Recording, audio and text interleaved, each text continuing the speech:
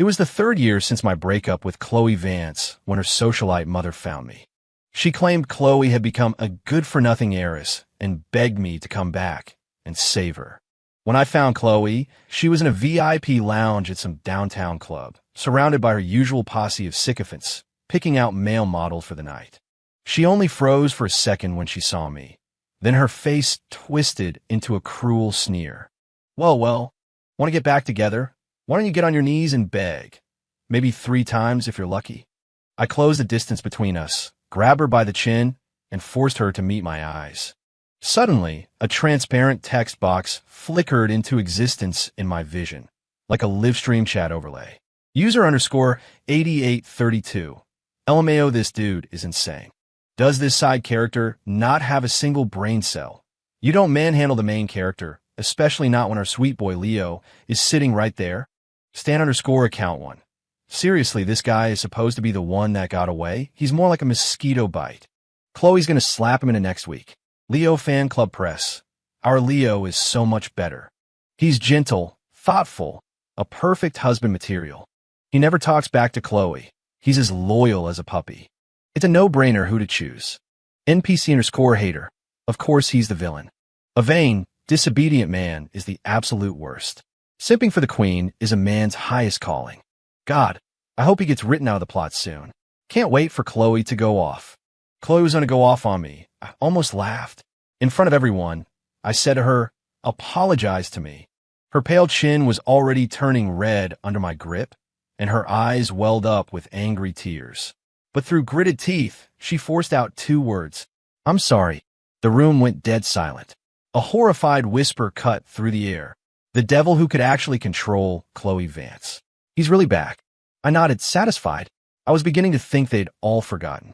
3 years ago, I had already trained this little heiress to be the most obedient kitten. The day Chloe's socialite mother, Eleanor Vance, found me, I was finalizing my plans for graduate school abroad. Ethan, please. I'm begging you as a mother. Go back to Chloe. Help her, she said, her voice catching. We met at the same upscale coffee shop as last time. She cut right to the chase, squeezing out a few crocodile tears for effect. Ever since you two broke up 3 years ago, she's gone completely off the rails. She's turned into a trust fund cliché, doing nothing but party and spend money. That girl has been spoiled her whole life. Her father and I can't get through to her. If this continues, her life will be a total waste. I stir my espresso with a small spoon, listening to her whole spiel before letting a smirk touch my lips. It was, after all, this same woman who had found me in this same coffee shop 3 years ago and thrown a cashier's check in my face, telling me to get out Chloe's life. She'd call me a gold-digging nobody who had no right to control her daughter. She lectured me that a woman's place was on top, that I should be focused on my studies instead of climbing the social ladder. That being poor was my original sin, and Chloe would be better off without me. She conveniently forgot that it was because of me that Chloe had managed to graduate from NYU and had even started interning at the family company, preparing to take over. I looked up at Mrs. Vance, my expression no longer holding the anxiety of a broke college kid, but the calm assurance of a man who knew his worth. All right, I said, I'll do it. Before a smile could form on her face, I added my terms. But this comes with a new price tag. How long I stay depends on how much you're willing to pay. The moment the contract is up, I'm gone. The color drained from her face. Ethan, how could you become so mercenary? You can't put a price on something like this. You've disappointed me so much. I didn't waste a single word. I simply stood up to leave. Her demeanor flipped instantly. She scrambled to placate me, her voice dripping with false sincerity, promising to wire the money immediately. I chuckled softly. Nice guys finish last. That was a lesson I'd learned the hard way 3 years ago. That night, with a $500,000 deposit in my bank account, I found a club where Chloe was holding court and pushed open the door to her private room. The deafening music and chatter stopped on a dime. Every head in the room turned toward me. Some guy with too much gel in his hair immediately started yelling. Who the hell are you? You can't just walk in here. Get the hell out. I ignored the background noise, my eyes scanning the room. It was packed with Chloe's usual hangers-on, each draped over a male model in a strategically unbuttoned suit. The tables were littered with bottles of champagne that cost more than my first car and half-eaten trays of gourmet food. It was a scene of pure, decadent waste. My gaze landed on Chloe, slumped in a corner, a cigarette dangling from her fingers. Her hair was dyed a fiery red, and her head was bowed. Sitting next to her was a guy who looked about 60% like me. I was colder, more severe. He was softer, more docile. Chloe's best friend, Maya, recognized me, her jaw dropping. Holy SH! Isn't that the legendary E? She slapped a hand over her mouth, but it was too late. Just hearing the first letter of my name made Chloe's head snap up. Our eyes met, and for a split second I saw shock. The strobing lights in the room dimmed, plunging her face into shadow. When they flared back to life, all that was left was disdain and mockery. Chloe leaned back, throwing an arm around the guy next to her. He immediately blushed, letting her hold him close. But Chloe wasn't looking at him. Her eyes were fixed on me, her voice dripping with condescending amusement. Well, look what the cat dragged in. If it isn't the gold digger who dumped me for a payday. She raked her eyes over my clothes, noting the distinct lack of designer labels with a smug satisfaction. Still broke? I see, Ethan. What's this? You want to get back together? Why don't you get on your knees and beg for me? Maybe then I'll consider it. Her friends erupted in laughter.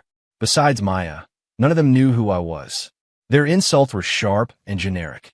Ugh, I can't believe anyone would dump Chloe for money. If I were a guy, I'd be licking her boots 24/7. She could hit me, and I'd say, "Thank you, ma'am." This guy has to be a wannabe. He looks a little like Leo, doesn't he? Probably got plastic surgery. God, how pathetic can you be? You're not even a shadow of Leo. He's the one who deserves to be with Chloe. Leo, that must be the guy next to her. Hearing all this, Leo shot me a look that was a mixture of pity, triumph, and contempt. He probably thought I was some pathetic loser who'd gotten surgery to look like him just to get close to Chloe and still couldn't even get a seat at her table. Amidst the noise, only Maya stayed quiet, her eyes darting nervously between Chloe and me. She looked like she wanted to say something, but someone else's loud jeering drowned her out. Just then, the chat overlay materialized again. Villain_enjoyer. The villain finally makes his entrance. Supposedly the one that got away, but he doesn't look like much. Way worse than our sweet boy Leo. Hot take _central. Don't worry, this NPC only gets a few lines. Chloe's already over him. She's not going to give him the time of day. Cringefest _for you. I love this part of the story. The villain tries to reason with the main character, telling her to get her life together, and she just ignores him. So humiliating, LOL. Honestly, I had planned on being civil with Chloe. It was the first time we'd seen each other in 3 years. But after reading those comments, I changed my mind. It seemed certain someone had forgotten the rules after all this time. I needed to remind her. Chloe was still basking in her moment, about to praise her lackeys for their insults, when a large shadow fell over her. I had walked right up to her, my arm extended. I grabbed her chin, my grip firm, forcing her to look up and meet my gaze. Look at me. The room went completely silent. For a few seconds, it was like someone had hit the pause button. Everyone was frozen, their mouths hanging open. Leo was the first to snap out of it. He glared at me, his eyes burning with outrage. Sir, how can you be so rough with a woman? Have you no class? Even if you're uneducated and had a poor upbringing, that's no excuse to harass people. Ms. Vance is not in your league. What a performance. Righteous, eloquent, and not a single curse word. Amusing. This guy was a real champion of justice. So where was all this righteous indignation when his friends were slandering me a minute ago? He seemed to be enjoying that just fine. Selective justice, reserved only for women. Stan_account1. HHHHH, this asshole is crazy. Does he have a death wish putting his hands on our queen like that? He's scaring our sweet Leo. Good job telling him off. Baby, be meaner next time. Random_user_02. This 3-chapter max loser is supposed to be some great love, more like a bad memory. Chloe's temper is legendary. She's gonna break his face. Leo Fan Club Press. See, our Leo is gentle and caring. The perfect man. He never argues with Chloe. He's as loyal as a puppy. Anyone can see who the better choice is. NPC_hater. Of course he's the villain. A vain, disobedient man who thinks he's better than the queen is the absolute worst. A man's greatest virtue is being subservient. I hope he dies off-screen. Can't wait for Chloe to blow up. I was astonished. If being a spineless simp was what it took to be the hero of this story, I was more than happy to be the villain. Everyone is born equal. Why should a woman be inherently superior to a man? They were so eager for Chloe to go off on me. I smiled faintly. They were in for a disappointment. I looked down at Chloe, my voice low and clear. Apologize to me. A girl with bleach blonde hair shot up from her seat, pointing a finger at my face. Who the hell do you think you're telling to? Shut up. Chloe's voice cut through the air like a whip. Her beautiful, porcelain face was still marked with red from my fingers, her eyes shimmering with unshed, angry tears. She met my gaze, a single tear tracing a path down her cheek. And then, through gritted teeth, she spat out 2 words. I'm sorry. The entire room was stunned into silence.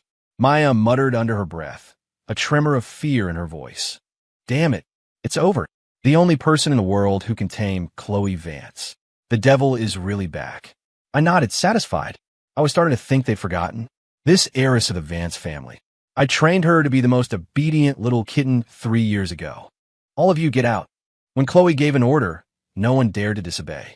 Except for Leo, everyone scrambled out of the room. The story of the great Chloe Vance being publicly humbled by a man grabbing her chin would be all over their social circles by morning. Seeing that I was still standing there, Leo frowned. Sir, please leave. Didn't you hear, Ms. Vance? Do you have no manners? Did you not even graduate from high school? Chloe, looking dizzy with frustration, snapped. I was talking to you. Get out. Now. Leo froze, his face crumpling as if he was about to burst into tears. Though they weren't officially together, it was clear he already saw himself as Chloe's boyfriend.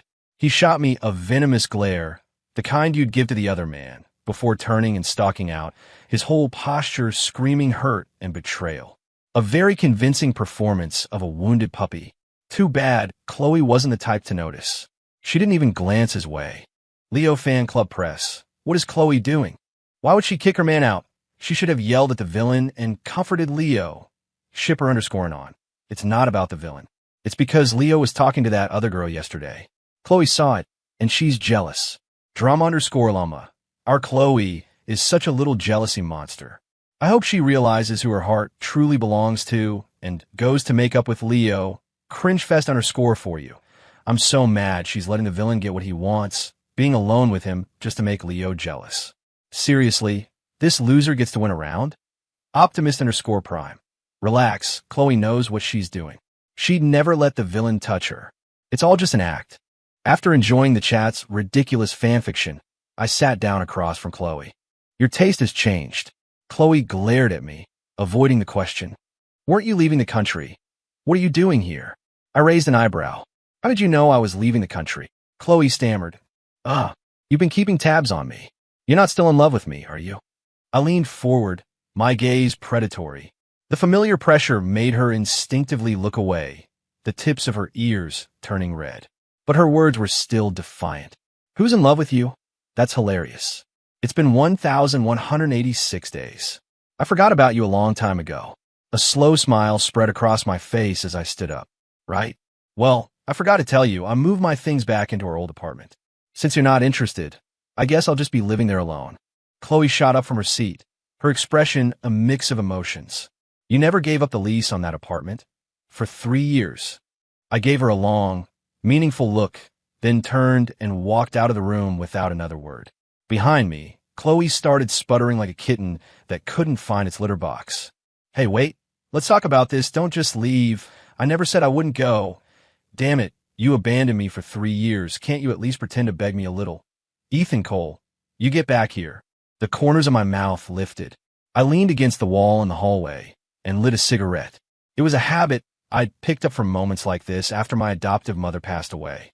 I quietly watched the smoke curl upwards, listening to Chloe's muffled, excited muttering from inside the room. Thank you, God, Buddha, Jesus, and every saint in heaven. He really came back for me. I lower my gaze, hiding the look in my eyes. You fool. It wasn't a miracle from the heavens. It was your mother's money. I met Chloe in college. We were together for 5 years. During that time, She fought with her family countless times. Even the richest heiress, once her allowance is cut off, is just as broke as anyone else. So we rented a tiny one-bedroom apartment in the East Village and lived there together for 3 years.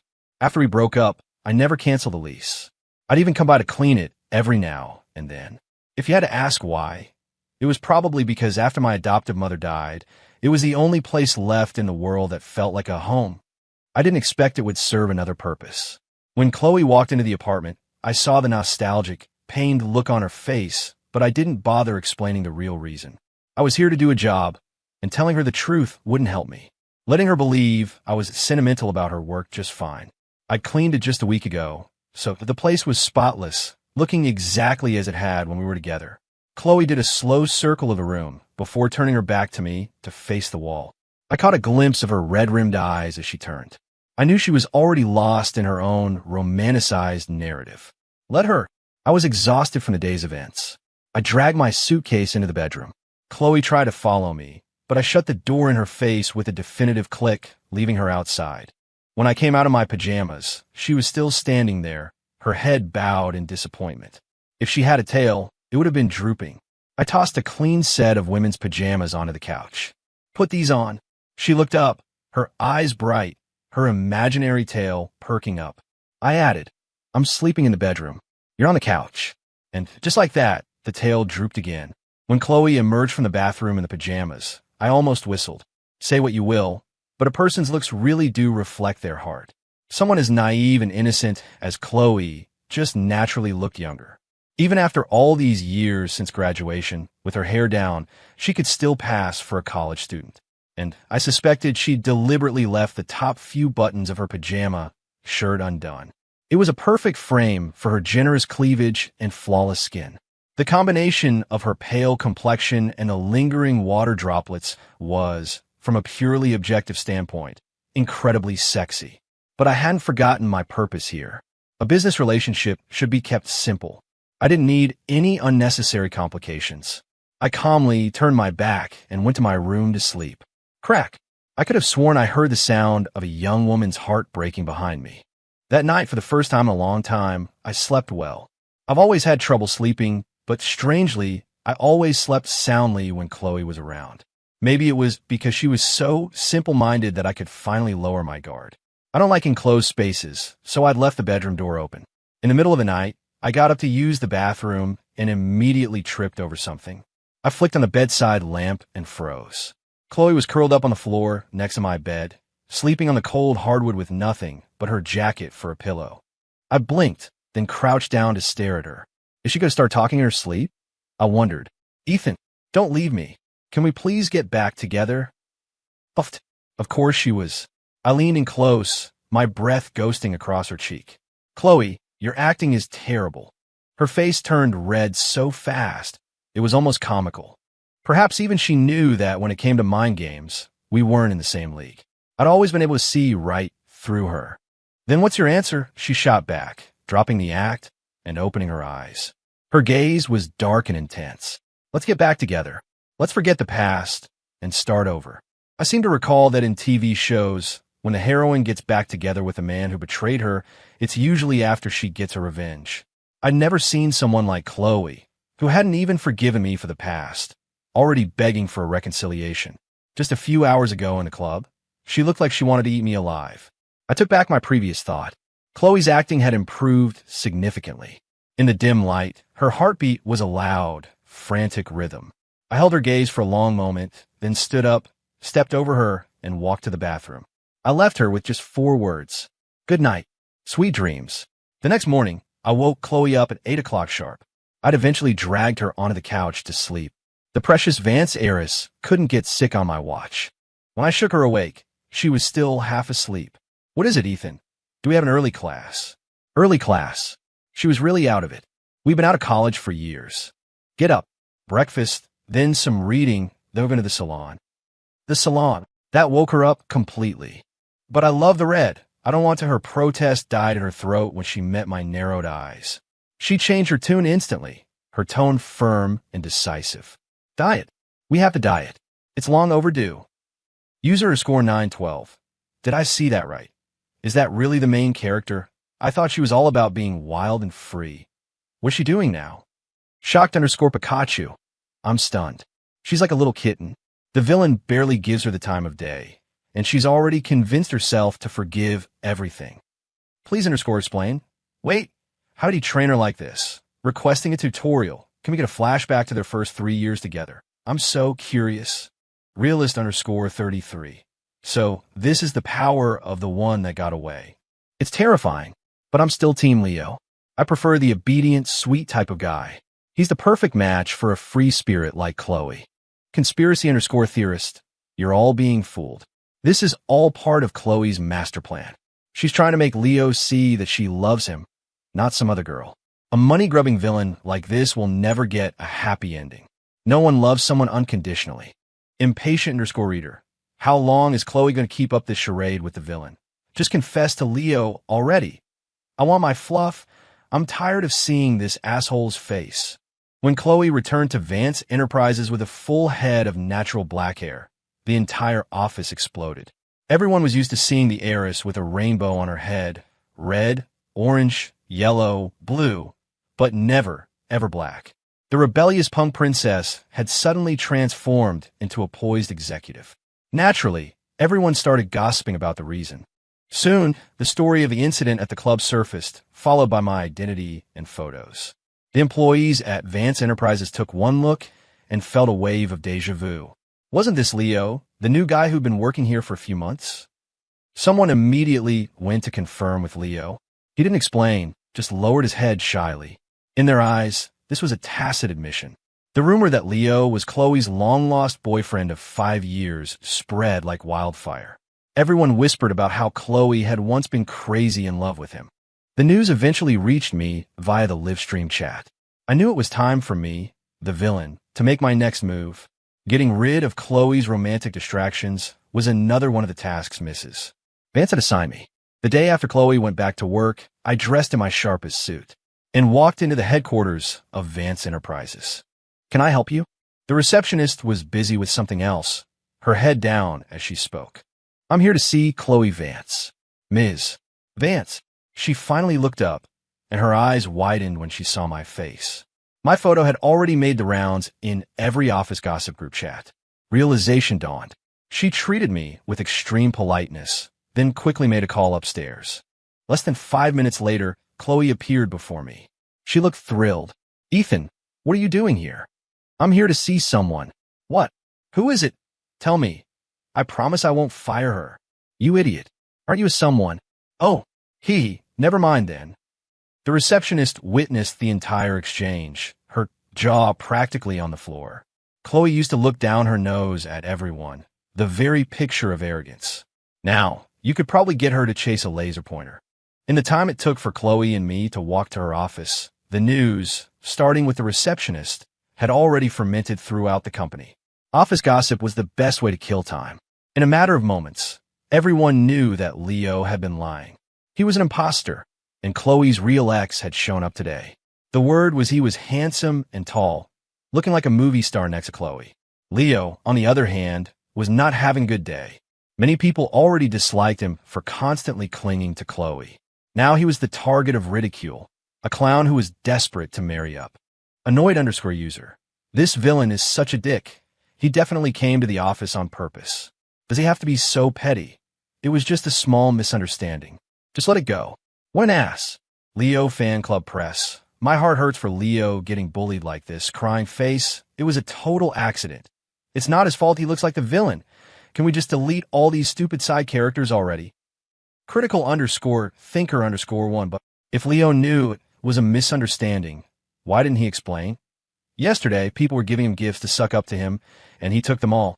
Someone even Venmo'd him $2,000 to help with a promotion, and he didn't return it. That doesn't seem very ethical. Leo_defender. Wow, talk about misandry. Leo didn't hold a gun to their heads. It's their own fault for being stupid. Why turn down free stuff? Besides, Leo never claimed to be the ex-boyfriend. The employees just assumed. Is it any more ethical for the villain to steal the main character away? While the chat fiercely defended their precious hero, I had just dropped Chloe off at a board meeting. Eleanor Vance sat at the head of the table, with Chloe beside her, yawning and looking bored. She fiddled with her phone for a while before giving up and resting her head on the table to sneak in a nap. Her mother nudged her, reminding her to pay attention, but Chloe ignored her completely. It was only when she shifted her position and looked up, meeting my eyes through the glass wall of the conference room, that she jolted awake. In the next second, all sleepiness vanished. She sat up straight as a board, picked up a pen, and started scribbling in a notebook, looking for all the world like a diligent executive. Eleanor, who had been looking surprised, followed her daughter's gaze and saw me standing outside. She instantly understood. A look of both exasperation and relief crossed her face. How could she not be exasperated when the daughter she'd doted on her whole life listened to some young man instead of her? But I wanted to tell Mrs. Vance not to feel relieved too soon. I watched Chloe's pen move across the page, silently reading the words she was writing. Ethan, Ethan, Ethan, Ethan, Ethan, Ethan, Ethan, Ethan. If you like the name that much, you can have it. With Chloe now working diligently, I prepared to leave, but I'd only taken a few steps before I saw Leo waiting for me. His eyes were red and swollen from crying, and he was grinding his teeth in anger, looking like he'd suffered a great injustice. There was no one else around. I walked up to him. You needed to see me? Leo's anger boiled over. Mr. Cole, I've done nothing to you. Why are you targeting me? I raised an eyebrow. If you're talking about me ruining your little scheme of impersonating me to climb the ladder, then all I can say is good for me. You, Leo choked on his words, his face filled with resentment. What right do you have to talk? You're worse than me. Don't think I don't know what you're really after. You were kicked out 3 years ago for being a gold digger. I don't know what trick you used to get back in, but I won't let you hurt Ms. Vance. You don't deserve to be with her. My expression turned cold. I took a half step forward, using my height to look down on him. Leo flinched, avoiding my eyes. Whether I deserve to be with her isn't for you to decide, but I can decide the fate of a pretender like you. By all means, go to Chloe and tell her everything you think of me. I won't stop you, but what do you think she'll do when she hears it? Leo's face went pale. He knew exactly what would happen if he badmouthed me to Chloe. Otherwise, he wouldn't be venting his frustrations on me alone. Mr. Cole, I was out of line just now. Actually, there's something I'd like to discuss with you. Leo's tone softened dramatically. He looked like he was making a difficult decision, struggling for a moment before he spoke. I'm willing to share Chloe with you. Society has changed. It's normal for a wealthy woman to have a few husbands. I will be a proper, tolerant first husband and manage the household. I won't be jealous anymore. With you here to help me take care of Ms. Vance, I'll feel much more at ease. I was so flabbergasted by this speech that I could only stare, my mouth agape. I instinctively asked, how exactly has society changed? Leo stated it, as if it were the most obvious thing in the world. In today's open-minded society, what's the big deal about a woman having 2 husbands? Throughout history, plenty of men have had multiple wives, right? Of course, for regular guys like us, it's better to be faithful. Cheating is wrong. That would make us no different from male escorts. I advise you to conduct yourself with integrity, Mr. Cole. Otherwise, if Ms. Vance dumps you, who else would want you? There were so many things wrong with that. I didn't even know where to begin. And he wasn't pretending. He was genuinely suggesting this. I suddenly lost all desire to engage with him further.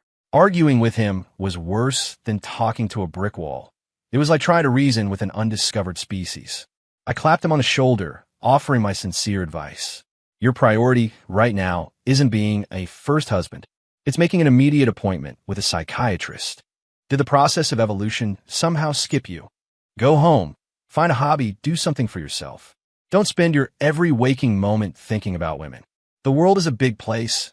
It's not all about romance. The person you should love most is yourself. The only person who can save you is you. Think about it.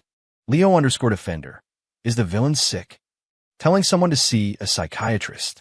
I think what Leo said makes a lot of sense. That's just how things are now. What power do us normal guys have to resist? I support you, Leo. New_perspective. What century is this guy living in? The villain actually sounds normal by comparison. No wonder Leo's been hanging around Chloe for 3 years and got zeroed out the second the villain returned. They're not even in the same league in terms of charisma. Self_club. I really want to tell all the guys out there. You have to love yourself first before anyone else can love you. If you put yourself in such a low position, what do you expect from women? Agreed_100. The user above is right. The villain is selfish, sure, but he has extremely high self-worth. He loves himself more than anyone, so when Chloe loves him, he sees it as his due. Guys like that aren't popular with other men, but women go crazy for them. No wonder Chloe acts like she's possessed around him. Wait__minute. Hold on, I think I'm switching to team villain. He's selfish, yes, but how is he evil? We don't know the real story of why he left. Why are we just assuming the worst? And why can't Chloe's feelings for him be because he's actually worthy of them? Impatient_reader. I'm still waiting for the plot twist. Chloe, stop acting. Just tell everyone you're really in love with Leo. If you wait any longer, that other girl will snatch him up, and you'll have no one. Real_talk_99. The user above is delusional. It's so obvious at this point. As long as the villain is in the picture, the main character will never love anyone else.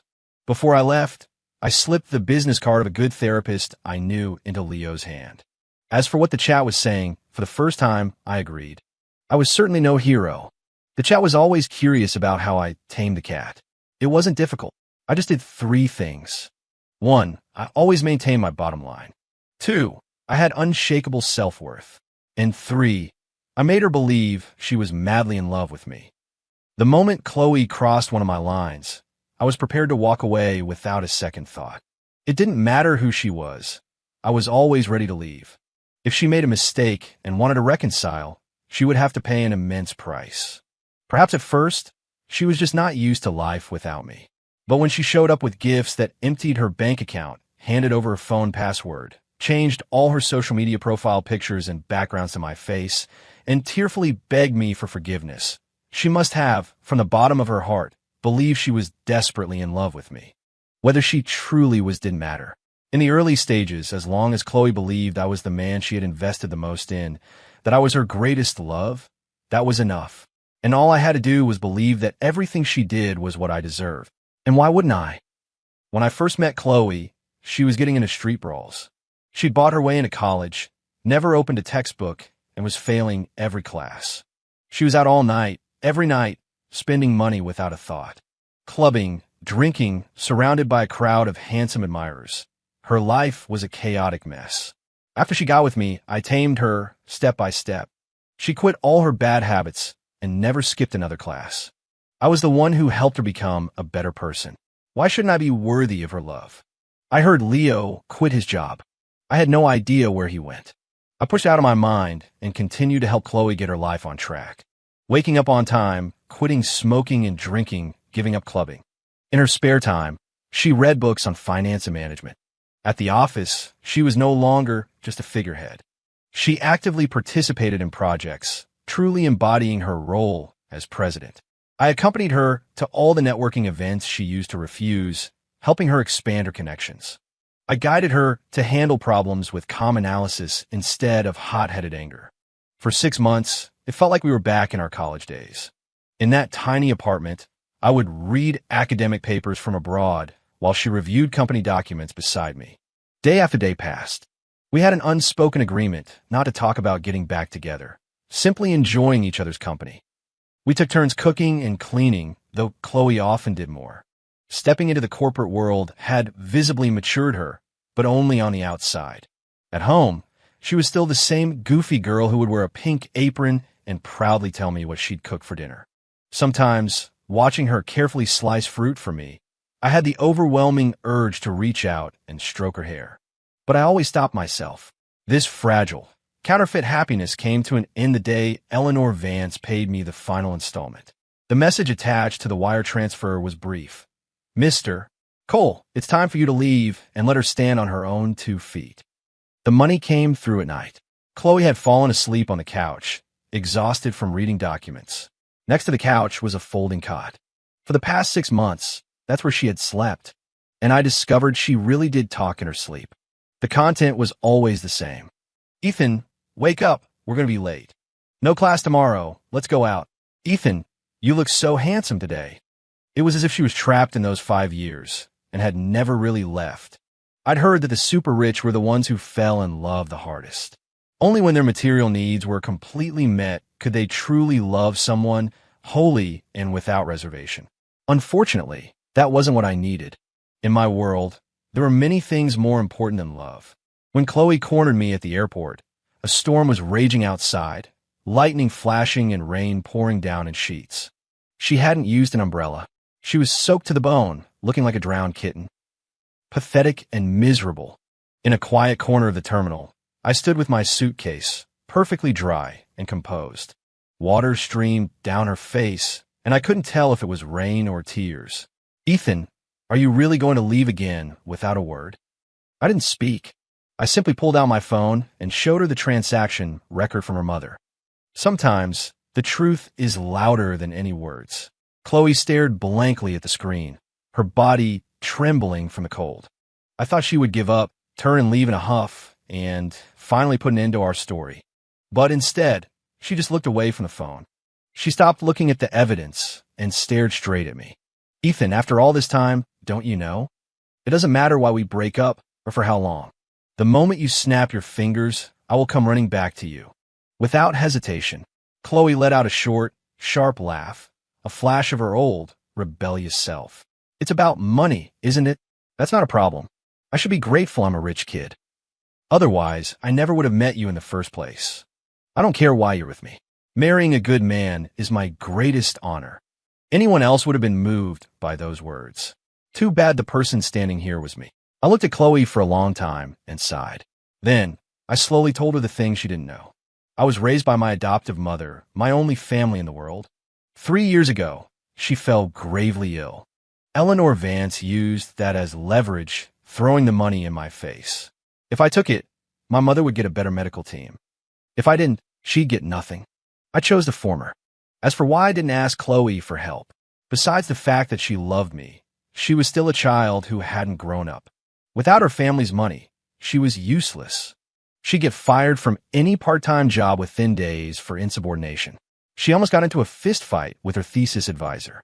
We were broke, yet she didn't know the first thing about saving money.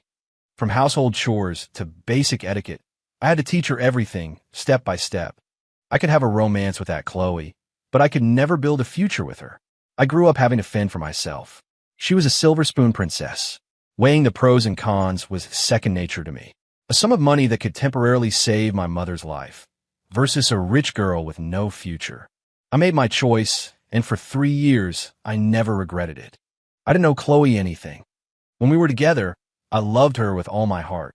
Otherwise, a selfish person like me would never have put up with her for 5 years. And of course, Chloe didn't owe me anything either. She gave me the only real love I had ever known. Everything she had, whether it was money or anything else, she would have given to me without reservation. After I finished, Chloe's head drooped. She finally understood why I was choosing to leave again. Because in the 3 years we were apart, she had reverted to her old self, not changing one bit. She was still the same person who was useless without her family's money.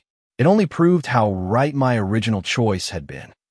After leaving her, I only became more successful, with a promising future after my studies abroad. Aside from my background, I had surpassed her in every way. With the money Eleanor had just given me, I no longer had to worry about tuition or living expenses. My future was bright, while hers was still uncertain. And this was after I had spent 6 months helping her change. At the end of our conversation, Chloe took a few steps back, clearing the path for me. "Ethan, you should go. I won't stop you again." As I walked past her for the first time, I didn't see tears in her eyes. I saw a resolve that had never been there before.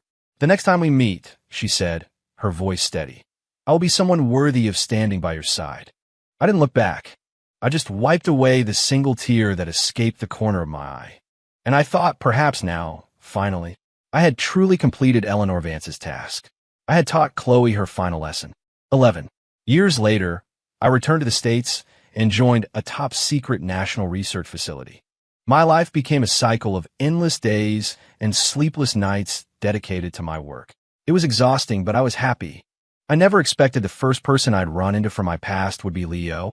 After he disappeared, the plot must have changed because the livestream chat overlay had vanished too. Leo had become a writer. His new book was about empowering ordinary people to claim their rights. I was stunned. In a coffee shop, he told me about his journey over the past few years, how he'd changed his mindset and found his way to writing. As he spoke, he stood up and gave me a 90-degree bow, thanking me. I dodged it. The person Leo needed to thank wasn't me. It was himself. As we parted, he told me that while he was just one person, and one person's awakening might not seem like much, a single spark could start a prairie fire. The future would only get better. I smiled and nodded. Yes, I said. I believe that too. 12. The next day, as I was leaving the research facility, I saw Chloe. And I knew I'd been tricked by Leo's harmless facade. That snake had sold me out. Chloe was leaning against a black Bentley, wearing a pair of sharp heels. The flamboyant girl was gone, replaced by a poised, elegant woman who looked like someone else entirely. Her beautiful face, which I could once read like an open book, was now composed and unsmiling. When our eyes met, she just gave me a polite nod. Long time no see. After so many years together, if we couldn't be lovers, we could at least be old friends. I joined her for lunch. Eleanor had retired, and Chloe was now in full control of the company. She had led Vance Enterprises into new markets, and its value had skyrocketed. She was now a CEO who graced the covers of business magazines. Seeing her doing so well made me happy, but it also meant she no longer needed me. Of course, I no longer needed the Vance family's charity either. The grants and awards I'd received for my research were more than enough to last me several lifetimes. After years apart, Chloe and I had become equals. Chloe took a sip of red wine and asked casually, "Are you seeing anyone?" I shrugged. "When would I have the time, Vance?" She chuckled softly, her expression light, with none of the old nervous excitement. And I didn't tease her like I used to, asking if she was still in love with me. After the meal, I stood at the restaurant entrance and watched her walk toward her car. Gazing at her elegant, slender back, I was suddenly reminded of the day we first met. After being introduced at a friend's party, Chloe had wanted to ask me out, but was too proud and shy. She had walked away just like this, head high, only to suddenly spin around after a few paces. She had stammered, asking if I wanted to have dinner with her the next day. The sun was bright that afternoon, and the young girl's face was flushed red, her hands clasped together, barely daring to look at me. I would never forget that image, or the frantic, drumming beat of my own heart. Snapping back to the present, I shook my head and smiled, a sense of release washing over me. I turned to walk to my own car. Suddenly, a voice called out from behind me. I turned around. Chloe was standing there, silhouetted against the light, looking for all the world like her old, confident, carefree self. "Mr. Cole, would you do me the honor of letting me buy you dinner tomorrow?" I blinked. Then I burst out laughing. A smile spread across Chloe's lips, radiant and dazzling, merging with the memory of the bright-eyed girl I once knew. We stood there, smiling at each other. Time had passed, and we had changed. Luckily, we had both changed for the better. Sometimes, an ending isn't the end. It's just the start of a better reunion. I'm a pessimist by nature, but right now, I was suddenly looking forward to all the better futures to come.